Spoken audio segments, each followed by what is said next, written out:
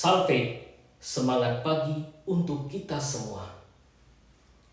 Bhinneka Tunggal Ika, berbeda-beda tetapi tetap satu. Semboyan ini sudah kita dengar sejak kita masuk dalam sekolah dasar dan diajar dalam berbagai pendidikan kewarganegaraan. Namun, dalam realitas kehidupan berbangsa dan bernegara, kerap kali perbedaan-perbedaan memecah belah persatuan dan kesatuan bangsa, antara lain karena latar belakang suku, agama, ras, antar golongan, dan budaya kerap kali dijadikan alasan untuk mengadu domba antar masyarakat sebangsa dan setanah air.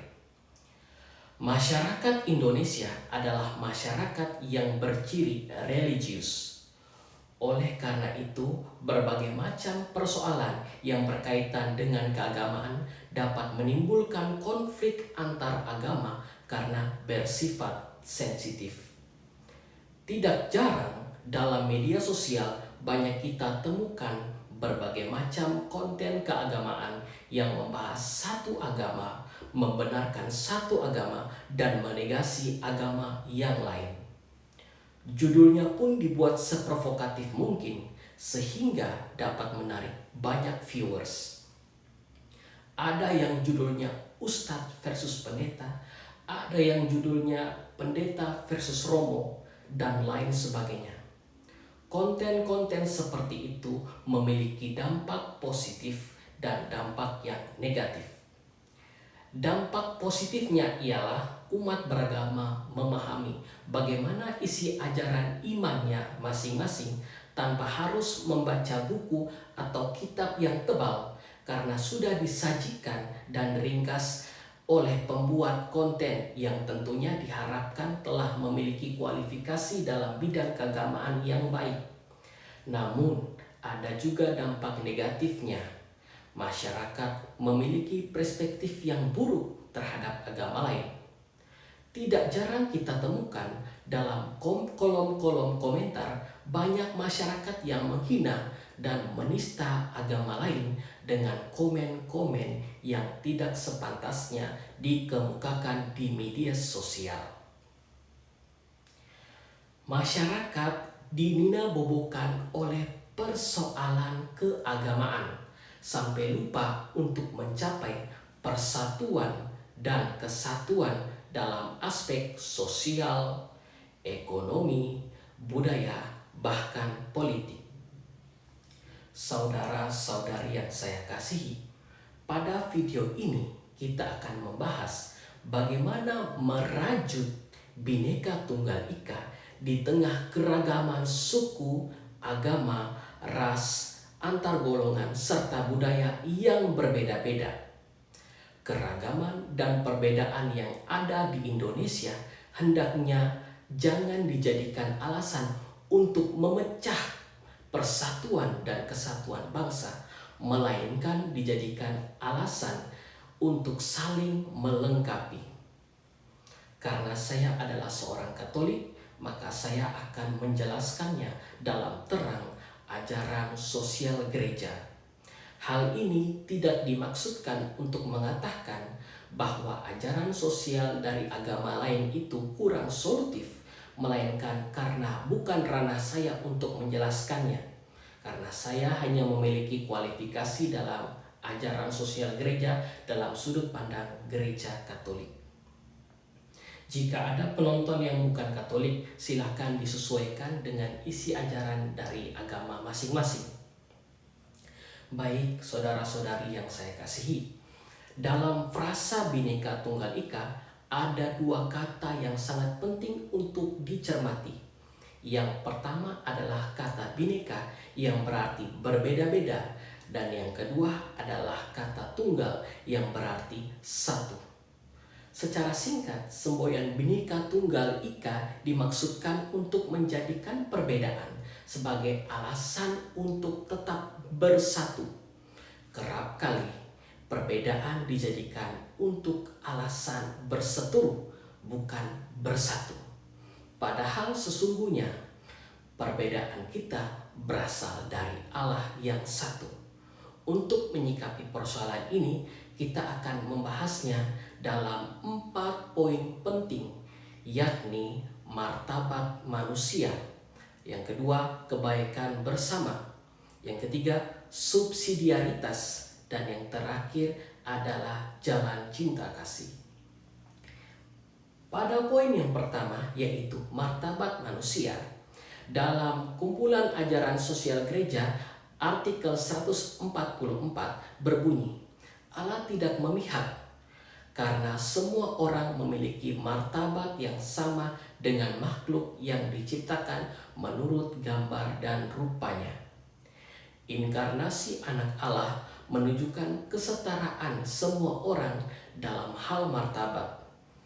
Tidak ada orang Yahudi atau Yunani, tidak ada budak atau merdeka, tidak ada laki-laki atau perempuan, karena kamu semua adalah satu di dalam Kristus Yesus. Silakan lihat di Galatia 3 ayat 28. Karena sesuatu dari kemuliaan Tuhan bersinar di wajah setiap orang, martabat setiap orang di hadapan Tuhan adalah dasar dari martabat manusia di hadapan orang lain. Selain itu, ini adalah fondasi utama dari kesetaraan dan persaudaraan radikal di antara semua orang tanpa memandang ras, bangsa, jenis kelamin, asal, budaya, atau kelas mereka. Jika Allah tidak memandang perbedaan yang ada pada diri manusia, lalu mengapa kita sibuk melihat perbedaan diri kita, bahkan menjadikan perbedaan itu untuk menjatuhkan orang lain? Poin yang kedua, kebaikan bersama atau biasa disebut bonum comuni. Dalam kumpulan ajaran sosial gereja, artikel 165 berbunyi, masyarakat yang ingin dan berniat untuk selalu melayani manusia di setiap tingkatan adalah masyarakat yang menjadikan kebaikan bersama atau bonum comuni, yaitu kebaikan bagi semua orang dan bagi seutuhnya manusia sebagai tujuan utamanya. Manusia tidak dapat menemukan kepuasan hidup di dalam dirinya sendiri, terlepas dari kenyataan bahwa ia hidup bersama orang lain dan untuk orang lain. Kebenaran ini tidak hanya menuntut untuk hidup berdampingan dengan sesama di berbagai tingkatan kehidupan masyarakat, tetapi juga menuntut untuk terus mencari dalam tindakan nyata dan bukan sekedar ide kebaikan, makna, serta kebenaran yang ada di dalam bentuk-bentuk kehidupan.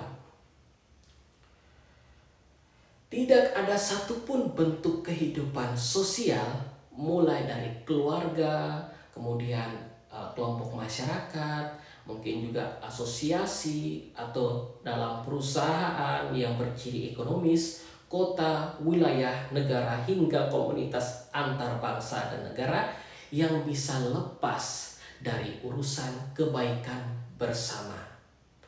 Sebab kebaikan bersama adalah unsur utama yang memberi makna sekaligus menjadi alasan nyata di balik keberadaan manusia itu sendiri. Dalam ASG yang barusan kita dengar, dijelaskan bahwa manusia tidak hidup seorang diri. Oleh sebab itu, tujuan hidup manusia harus berorientasi pada kebaikan bersama. Dimulai dari lingkup yang kecil, yaitu keluarga, sampai pada hubungan yang lebih luas, yang lebih internasional, yaitu hubungan antar negara. Jika dijelaskan dengan bahasa yang sederhana, ketika kita ingin berbuat sesuatu, perlu dipikirkan apakah itu akan membawa dampak negatif atau dampak buruk bagi banyak orang. Jika itu membawa dampak baik bagi banyak orang untuk kebaikan bersama, maka silakan dilakukan. Contoh praksisnya, ketika kita berkomentar di media sosial, perlu kita perhatikan kalimatnya. Apakah itu melukai perasaan orang lain, ataukah mencemari nama baik orang lain, ataukah merugikan orang lain.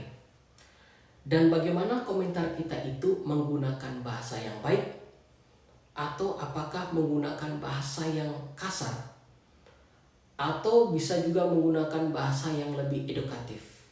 Nah, inilah yang harus menjadi pertimbangan kita bersama. Kemudian, poin yang ketiga ialah subsidiaritas.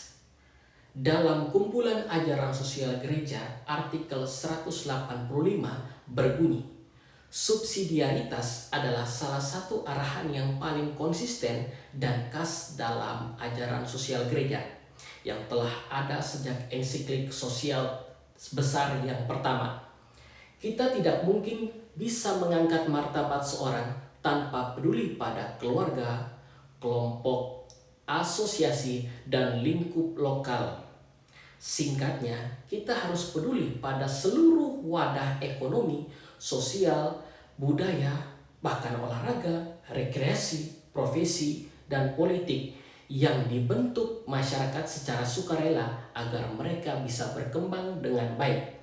Inilah yang disebut dengan masyarakat sipil, civil society, yaitu gabungan hubungan antara individu dan kelompok-kelompok sosial perantara.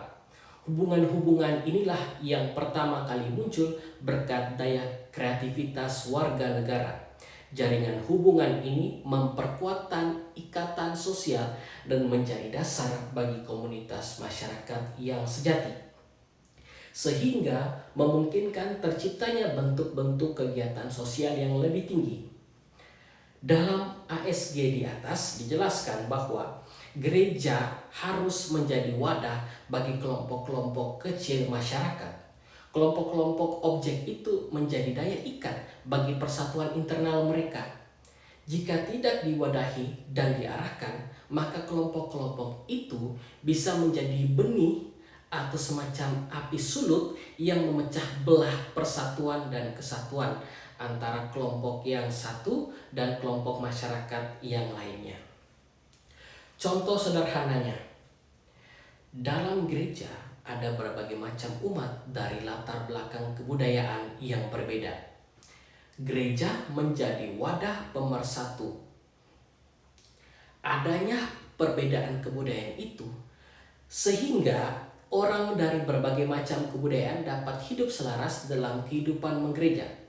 Contoh konkret lainnya juga bisa kita saksikan pada saat ini pada event Piala Dunia yang tahun 2026. Ada kelompok-kelompok kecil yang terklasifikasi berdasarkan negara yang didukung. Masyarakat bisa terpecah belah berdasarkan negara mana yang mereka dukung. Disinilah pemerintah wajib hadir untuk menjadi penengah agar tidak terjadi konflik. Pemerintah menjadi wadah yang menjembatani antara pendukung klub sepak bola ini berdasarkan wilayah negara. Biasanya masyarakat yang hanyut dalam euforia Piala Dunia akan melakukan taruhan, dan jika kalah taruhan maka akan mengganggu ekonomi mereka dan juga akan menciptakan gap-gap antara supporter negara-negara tertentu. Nah, inilah yang patut kita pertimbangkan kelompok-kelompok kecil yang ada dalam gereja atau dalam kehidupan bermasyarakat. Poin yang terakhir ialah jalan kasih.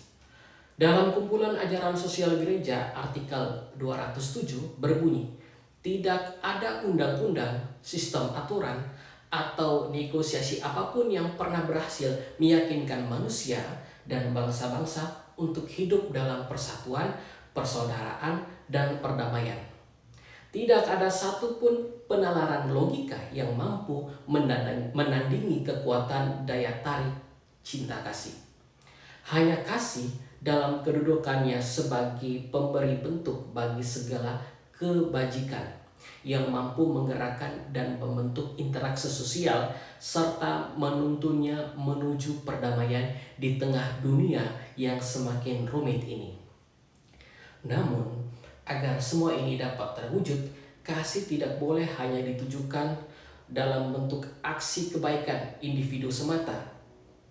Kasih harus dirawat sebagai sebuah kekuatan yang mampu menginspirasi cara-cara baru dalam menghadapi masalah dunia saat ini, serta memperbarui struktur organisasi sosial dan sistem hukum secara mendalam dari dalam. Dalam sudut pandang ini, kasih mewujud dalam bentuk kasih sosial dan politik. Kasih sosial membuat kita mencintai kebaikan bersama yang menggerakkan kita untuk secara nyata mengusahakan kebaikan bagi semua orang. Bukan hanya sebagai individu pribadi yang personal, melainkan juga dalam dimensi sosial yang menyatukan mereka. Negara Indonesia memiliki sumber hukum tertinggi, yaitu Undang-Undang Dasar Negara Republik Indonesia tahun 1945. Namun, meskipun Undang-Undang Dasar itu adalah sumber hukum kita, banyak sekali kita dilihat di lapangan ini terjadi banyak penyelewengan yang dilakukan baik oleh pemerintah maupun oleh masyarakat sipil. Penerapan hukum yang tertuang dalam Undang-Undang Dasar Negara Republik Indonesia harus juga didukung oleh semangat cinta kasih dari setiap individu, baik datang dari pemerintah maupun datang dari masyarakat sipil. Dengan adanya semangat saling mengasihi antara sesama manusia, maka penerapan Undang-Undang Dasar Negara Republik Indonesia akan lebih optimal dan membawa Indonesia kepada ketuhanan yang Maha Esa, kemanusiaan yang adil dan beradab, persatuan Indonesia, dan kerakyatan yang dipimpin oleh hikmat kebijaksanaan dalam permusyawaratan perwakilan, serta dengan mewujudkan suatu keadilan sosial bagi seluruh rakyat Indonesia. Bapak Ibu yang saya kasihi, saudara-saudari yang saya cintai, demikianlah bagaimana kita bisa merajut kebinekaan. Kita bisa juga merajut Bhinneka Tunggal Ika dalam terang ajaran sosial gereja. Pada poin ini yang ingin saya garis bawahi, yang pertama yaitu kita harus mengakomodir martabat manusia seperti yang sudah dijelaskan. Yang kedua, kita harus melakukan segala sesuatu atas dasar kebaikan bersama. Dan yang ketiga, memberikan perhatian bagi kelompok-kelompok kecil dalam masyarakat. Dan yang terakhir ialah membangun budaya kasih dalam hidup bermasyarakat. Semoga kita sekalian para pemirsa yang menyaksikan konten ini dapat menjadi agen-agen yang membangun bangsa dan negara. Kita menjadi lebih baik dan menciptakan generasi-generasi penerus yang gemilang. Tetap semangat dan jangan lupa untuk melayani bangsa ini. Apapun agama kita tetap bersatu dan kita tetap saling bahu-membahu dalam perbedaan. Terima kasih.